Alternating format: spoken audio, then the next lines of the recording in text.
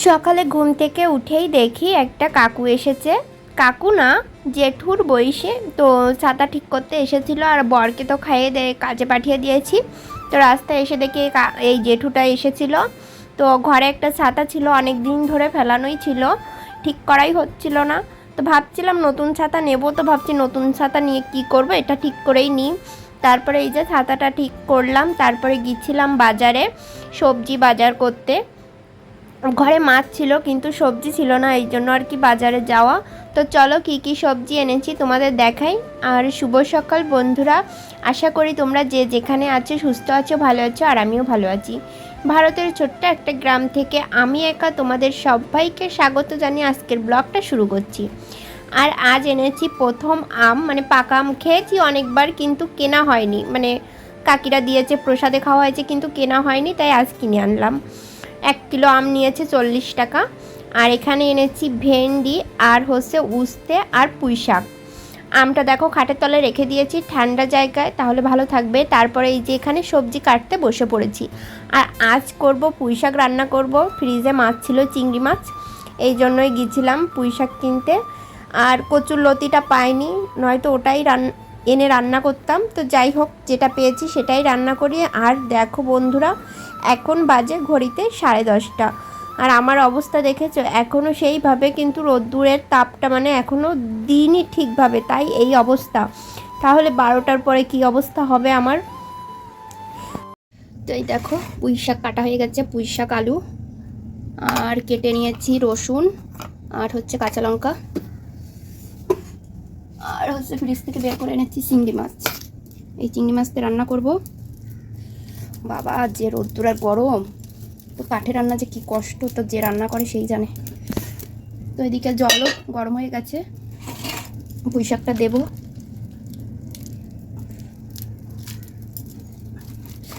এই একটা তরকারি আছে যেটা আমারও পছন্দ, আর আমার বরেরও ভীষণ পছন্দ, ঠিক আছে।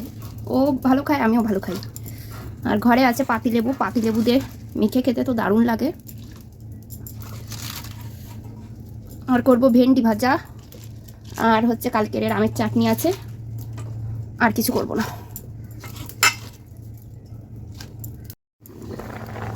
তো অনেকক্ষণ ধরে নুন আর হলুদ দিয়ে কিন্তু সিদ্ধ করে নিয়েছি। এখন হচ্ছে চিংড়ি মাছ আর হচ্ছে রসুনটা ভেজে তরকারিটা দিয়ে দিলেই হয়ে যাবে। অনেক সময় না এই পুঁই শাকগুলো সিদ্ধ হতে যায় না, তো আজকের পুঁই শাক কেমন হবে তা জানি না। না, সিদ্ধ হয়ে গেছে, নামিয়ে দিই তাহলে। তো এই যে নামিয়ে নিয়েছি। এখন এই রসুন আর লঙ্কাগুলো একটু থেতো করে নেব।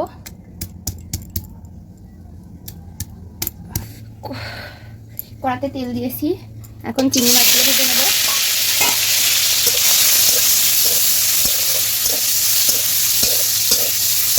তারপরে চিংড়ি মাছ ভাজা হয়ে গেছে, ওই তেলে একটু সামান্য জিরে ফোড়ন দিয়ে ওর ভিতরে দিয়ে দিলাম তোমার সেই থেতো করা রসুন আর হচ্ছে কাঁচা লঙ্কা।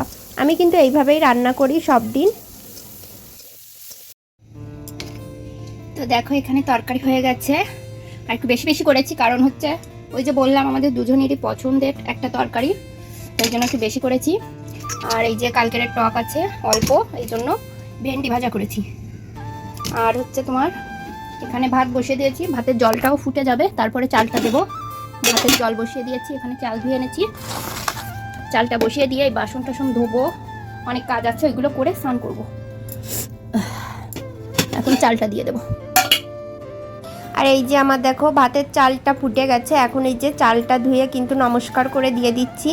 আর এইভাবে রান্না করলে, মানে জলটা ফুটিয়ে রান্না করলে ভাতটা একটু বেশি সময় ভালো থাকে আর কি। আগে আমি জানতাম না, আগে চাল ধুয়ে ভাতটা বসিয়ে দিতাম, কিন্তু এখন থেকে না এই গরমে এইভাবেই রান্না করব।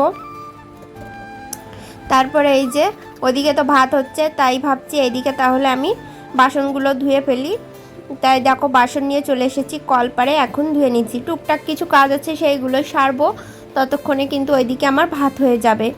তো উনুনে একটা সুবিধা হয়, গ্যাসেও তো সুবিধা আছে, কিন্তু তারপরেও তোমার গ্যাসটা তো বেঁচে যাচ্ছে আর কি।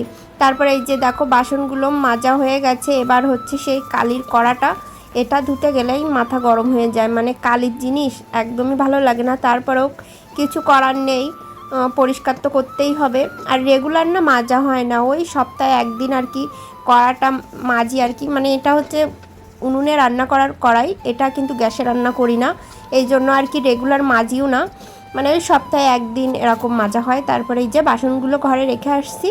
তারপরে নিয়ে এসেছি বরের একটা গেঞ্জি রেখে গেছিলো, ও তো একটা গেঞ্জি একদিনের বেশি পরে না, কারণ ঘেমে যায়, এই জন্য হচ্ছে দেখো ওর গেঞ্জিটা আর কি একটু সার্ফ জল দিয়ে ভিজিয়ে রাখছি, তারপরে কিছু সময় পরে কেচে দেবো। তারপরে কিছু নেতা ছিল তোমার ওই রান্নাঘরের, কড়া টড়া ধরতে হয়, খুব নোংরা হয়েছিল, তাই সেইগুলো এখন অনেক কালকে রাত্রে ভিজিয়ে রেখেছি আর আজকে ধুচ্ছি। মানে কি আলিস্যির মানে ব্যাপারে বুঝতে পারছো তো, আলিস্যির জন্য কিন্তু হয় না কিছু। তারপরে মেলে দিয়ে এলাম। তারপরে এই যে জলের দুটো বোতল আর এই যে জলের যে জার, এটা নিয়ে এলাম। জলে না একটু গন্ধ গন্ধ বেরোচ্ছিলো, তাই ভাবলাম শেষ হয়ে গেছে, তাহলে এগুলো একটু ভালো করে ধুয়ে দিই। তো ধুয়ে দিলাম, আজ হচ্ছে নিতে আসবে, এই জন্য পরিষ্কার করে রাখছি। আর ওই যে সকালে দেখেছিলে ছাতাটা মানে পরিষ্কার বলছি, ছাতাটা যে ঠিক করেছি, একটা জেঠু এসেছিল, তো ছাতাটা না ভীষণ নোংরা ছিল, মানে কাদা টাদা লেগেছিল, অনেক দিন ফেলানো ছিল তো। আর যে জিনিসটা লাগে না সেই জিনিসটা কিন্তু এরকম আর কি অবহেলায় থাকে, তারপর যখন দরকার পড়ে সেই সময় কিন্তু দেখো এখন ওকে সারাই করলাম। তারপরে যে ধুয়ে পরিষ্কার করে রাখছি, কারণ এই যে রোদ্দুর পড়েছে কোথাও যাওয়া যাচ্ছে না ছাতা ছাড়া। তারপরে অনেকক্ষণ পরেই দেখো ঘর টর মুছে রান্নাঘর পরিষ্কার করে স্নান করে চলে এসেছি ঠাকুর ঘরে। আর আজ ছিল বৃহস্পতিবার, তো কথায় কথায় তো মানে বলাই হয়নি আজ কী বার, আজ ছিল বৃহস্পতিবার। তো লক্ষ্মীর ঘট পাল্টাবো, তো যখন আর কি আমি ঠাকুর পুজো দিতে বসেছি তখন আমার বর চলে এসেছে ভাত খেতে। আর আমি কিন্তু আজ বুদ্ধি করেই আর কি ওর ভাতগুলো গুছিয়ে তরকারি বাটিতে দিয়ে তারপরে কিন্তু পুজো দিতে বসেছি, কারণ আমি জানি আমি যখন পুজো করব তখনই ও চলে আসবে। আর ওর সঙ্গে গল্প করছিলাম, বলছিলাম এরকম আম নিয়ে এসেছি হ্যানা তেনা, মানে যে আর কি কিছু কথা থাকে তাই আর কি বলছিলাম আর পুজো করছিলাম। আর এই যে গঙ্গা জল মিশিয়ে ঘটে জল দিয়ে ওং চিহ্ন এঁকে ঘরটা নমস্কার করে বসিয়ে দিলাম। শুভ সন্ধ্যা বন্ধুরা। তারপরে একটু ঘুমিয়েছিলাম, খাওয়া দাওয়া করে, ঘুম তো না, যে গরম পড়েছে তাতে তো আর ঘুম হয় না, ওই একটু গা গড়া দিয়েছিলাম। তারপরে উঠে দেখি চারিদিকটা যেন কি বলবো, ওই যে সূর্য উঠলে যেমনটা ওয়েদার হয় না ওরকম আলো চারিদিকে, মানে সুন্দর লাগছিল, তাই একটু তোমাদের সঙ্গে শেয়ার করলাম। আর বাইরে কিছু কাপড় চোপড় ছিল সেইগুলো আর কি উঠিয়ে আনলাম। আর এই যে ছাতা ধুয়ে দিয়েছিলাম তো বন্ধ করতে পারছিলাম না, তারপরে ভাবলাম কি সারাই করলাম, তারপর বন্ধ করতে পেরেছি। ওটা এখন গুছিয়ে রেখে দেবো বলতে এখন তো লাগবে, তো এই যে আলনার পাশেই রেখেছি। তারপরে এই যে দুপুরে তো আম দিতে মনে ছিল না, মানে ঠাকুর সেবায় আম দিতে মনে ছিল না, তাই রাতেই প্রসাদে দিলাম। আর রাতে না ঠাকুরকে প্রসাদ দিই না, শুধু হচ্ছে প্রদীপ আর হচ্ছে ধূপ দেখাই, কিন্তু এখন ভাবলাম আম খাবো, তার আগে হচ্ছে প্রসাদটা দেখাই ঠাকুরকে। আর এই যে এখন মাল করব, ব্লাউজ এনেছিলাম 4 ডজন লাল কালারের, তো এখন মাল করতে বসবো আর ফোন দেখবো।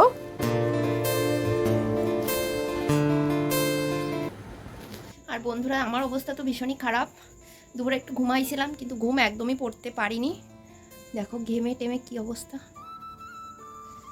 এইমাত্র পূজা দিলাম, আর ওই যে দুপুরবেলায় আম দিতে মনে ছিল না প্রসাদে, এই জন্য এখন দিলাম।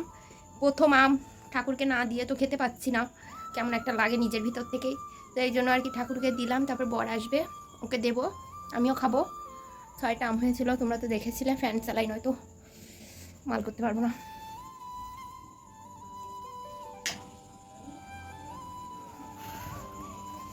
এখন ফোন দেখবো আর মাল করব। আর আমার একদমই জল খাওয়া হচ্ছে না, এত ঘাম বেরোচ্ছে সেই তুলনায় তো জল খাওয়াই হচ্ছে না। আর যে পরিমাণে গরম পড়েছে ঘাম বেরোচ্ছে, কিন্তু জল খাওয়া না একদমই হচ্ছে না। তো তোমরা কিন্তু ঠিক মতন জল খাবে। আর এই যে আমি এখন জল খেয়ে নিচ্ছি, এখন মাল করব বসে বসে। তো ভিডিওটা আজ এই পর্যন্ত, কেমন হয়েছে অবশ্যই কিন্তু কমেন্ট করে জানাবে।